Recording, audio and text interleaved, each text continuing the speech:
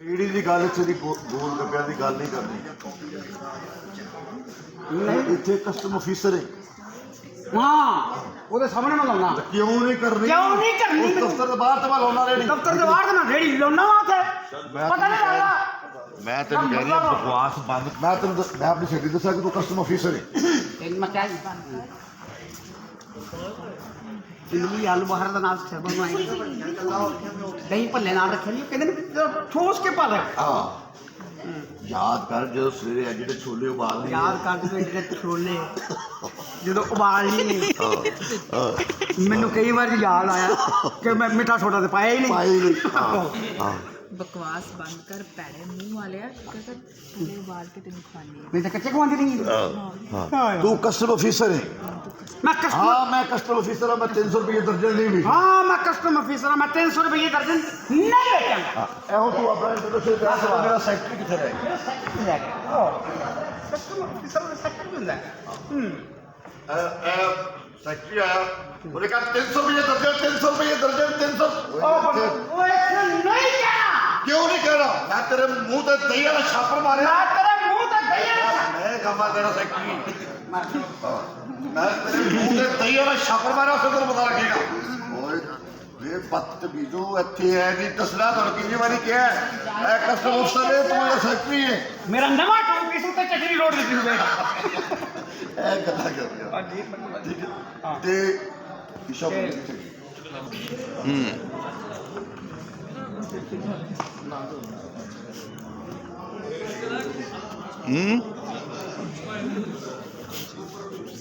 ये मेरी जनानी का पाठ कर रहे हैं जी बड़ी बड़ी मेरी जनानी मैं कस्टमर ऑफिसर का रोल कर रहा हूँ दही भले गोल मेरे पास पड़े ਓਏ ਆਪਣਾ ਉਸ ਤੋਂ ਬਾਅਦ ਗੱਡੀ ਕਿੱਥੇ ਲਾਈ ਹੈ गड्डी कितने लाया ਮੇਰਾ ਬੰਨ ਕੇ ਆਇਆ ਤਾਲਾ ਲਾ ਕੇ ਆਇਆ ओए होए मैंने पता कट्ठे खान लग पई टिकट ही नहीं रहा मैं सेट पे हूं ये नहीं आप अंदर ये पहले हम लोग आए आप अंदर से आई हो आज मैं छोक करता हूं आप अंदर से आई हो अच्छा गुड्डू तू ऐसा तेरी मैं ऐसा, तेरी गाना ओथे खिच के मैं कौन आया आई वेट कौन आए सबा तू समझ तू फरजाना तू ये सहेली आ दादा तू मैं तेरा मिल गया मैं 300 को काट रहा 1 रुपया नहीं लेना ये भाई है लड़का ये नहीं खामद है कौन है हाँ ओ ना ये सैलरी क्या कर रहे हैं नहीं शादी करने भी आना था क्या वेलकम को 5 लाख से देना क्या बोल हम लोग आखा ये सैलरी है ये ओके कम इंग्लिश बोलनी है 300 पर डजन 300 पर डजन नो आलू पार्क जी 300 रुपये दर्जन की 300 रुपए दे कुछ ये नहीं। बकवास कर रहा है ये पागल है ये पूरे रस्ते लोगों को 300 रुपया फी दर्जन देंगे यार हां ਤੁਸੀਂ ਓਏ ਇੱਥੇ ਨਹੀਂ ਕਹਿਣਾ ਉੱਥੇ ਕਹਿਣਾ ਹੈਲੋ ਕਿੱਥੇ ਕਹਿਣਾ पूछा हाल वाले किसी ने पूछा भाईजान कितने हाँ प्रॉब्लम नहीं हाँ भाईजान कितने नहीं भाईजान मैं इनसे हाँ हाँ भाईजान किधर है जान जान जफर साहब आ गए जफर साहब ऐसा तुम नौकर हो चुके हो अंदर एना जान क्या तो तुसी क्या तुसी असल में ये बंदा है इनका लेकिन ये नौकर ये नौकर बना हुआ है नहीं वो भी मैंने आपके सामने शोशाबाजी सुन छोड़ी ले डिप्टी सेक्रेटरी है ला ठीक है अब जब ये ऑफिस से वापस आया तो इन्होंने बताया कि मैंने इस तरह की सहेली मेरी आ गई झूठ बोला है वो कहना कि मैं डिप्टी सेक्रेटरी रखना वा मैं तो क्लर्क आदमी है 40-45 हज़ार रुपया महीना कमाना अकील भाई दोस्त ने जफर साहब के हूँ वो इन्होंने काम सुना मेरी पैसे वाला खावन बन गया मेरा नौकर ए हुण उन्होंने कहा कि जी जानू ਇਹਨਾਂ ਨੇ ਕਿਹਾ ਜੀ जानू ਇਹ ਕੌਣ ਨੇ ਪੁੱਛਿਆ एक कौन है तेरी है जरूरत के सब जान कर तेरी गुड्डू मारने वाला हां तेरी एक क्या मेरी बीवी को ओ नहीं हाँ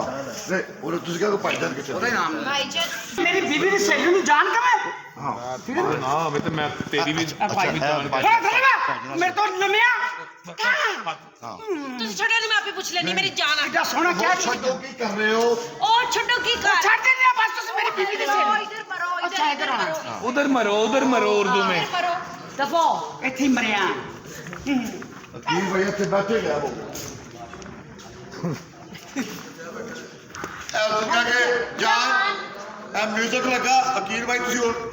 ਪੈਂਟ ਸ਼ਰਟ ਗਲਾਸਸ ਲਾਏ ਨੇ ਸਾਰੀ ਡਰੈਸ ठीक है पहले तो वो लाचा कुर्ता सी ए आए ठीक है ते गुड्डू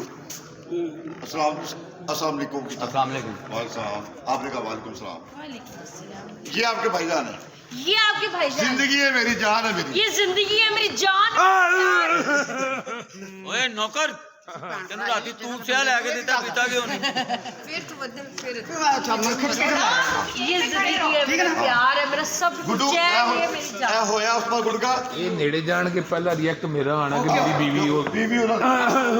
ਉੱਥੇ ਮੈਂ ਕਰ ਰਹਾ ਤੁਸੀਂ ਭੈਣ ਭਰਾ ਹੋ ਜਗ੍ਹਾ ਵੱਡੇ दफा हो जाओ तुम यहाँ क्या कर रहे हो मैं ਕੀ ਕਰ ਰਿਹਾ ਸੀ ਤੈਨੂੰ ਤੂੰ ਸਿਆ ਲੈ ਕੇ पंजाबी के जाओ दफा जाओ उतरो ਜੋ ਵੀ ਕਰ ਰਹਾ ਹੂੰ लेकिन तुम क्या कर रहे हो ਦਿਖਾਓ ਮੇਰੀ ਵਾਈਫ ਹੈ ਮੈਂ ਜੋ ਮਰਜ਼ੀ ਕਰਾਂ ਓਏ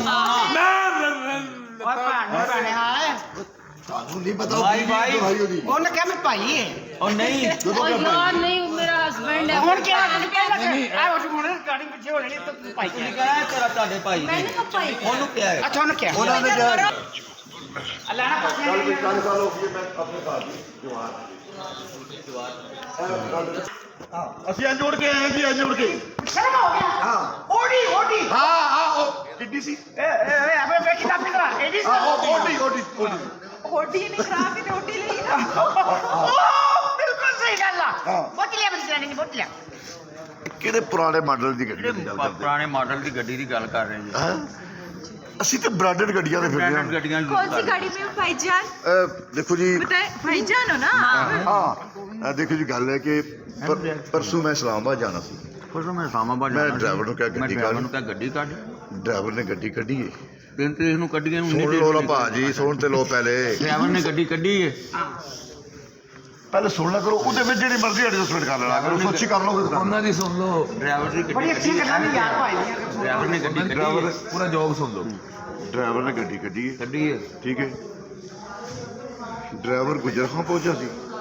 ਤੇ ਮੈਂ ਹਾਲੇ ਡਰਾਈਵਰ ਨੇ ਗੱਡੀ ਕੱਢੀ ਮੈਂ ਹਾਲੇ ਗੁਜਰਾਤ ਸੀ ਡਰਾਈਵਰ ਗੁਜਰ ਖਾਂ ਪਹੁੰਚਿਆ ਕਿਉਂਕਿ ਡਰਾਈਵਰ ਕਿਸੇ ਮੈਂ ਪਿੱਛੇ ਬੈਠਾ ਸੀ ਡਰਾਈਵਰ ਗੱਡੀ ਮੈਂ ਪਿੱਛੇ ਬੈਠਾ ਡਰਾਈਵਰ ਗੁਜਰ ਖਾਂ ਪਹੁੰਚਿਆ ਮੈਂ ਅਜੇ ਗੁਜਰਾਤ ਮੈਂ ਗੁਜਰਾਤ ਸਾਂ ਠੀਕ ਹੈ ਏਡੀ ਵੱਡੀ ਗੱਡੀ ਵੱਡੀ ਛੱਡ ਲਾਂਦੇ ਬੜੂ ਏਡੀ ਵੱਡੀ ਗੱਡੀ ਕਿੱਥੇ ਗਈ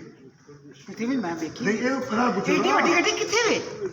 ਬਸ ਵੇਚ ਦਿੱਤੀ ਹੈ ਪਰ ਵੇਚ ਦਿੱਤੀ ਟ੍ਰੈਜਡੀ ਹੋ ਗਈ ਹੈ ਨਾ Tragedy ਕੀ ਹੋਇਆ ਕੀ ਹੈ ਗੱਡੀ ਪੈਂਚਰ ਹੋਈ ਹੈ ਗੱਡੀ ਪੈਂਚਰ ਹੋ ਡਰਾਈਵਰ ਵਿਚਾਰਾ ਉਤਰਿਆ ਉੱਥੋਂ ਬੱਸ ਤੇ ਬੈਠਾ ਹੈ ਵਾਪਸ ਆ ਕੇ ਸਟੱਪਣੀ ਕੱਢੀ ਉਹਨੇ ਆਪਣੀ ਗੱਡੀ ਹੈ ਉੱਥੋਂ ਪੈਂਚਰ ਲਵਾਇਆ ਤੋਂ ਪੈਂਚਰ ਲਵਾਇਆ ਫਿਰ ਜਾ ਕੇ ਉਹਨੇ ਸਟੱਪਣੀ ਲਾਈ ਹੈ ਮੈਂ ਕਹਿੰਦੀ ਖੱਜਲ ਖੁਆਰੀ ਕੋਣ ਕੱਟੇ ਸਰਕਾਰੀ ਕੌਣ ਕੱਢੇ ਵੇਚ ਵੇਚ ਦਿੱਤੀ ਹੈ। ਵੇਚ ਇਹ ਹੋਗਾ ਵੇਚ ਦਿੱਤੀ ਹੈ। ਜੀ ਆਇਆ ਖੋਖਲਾ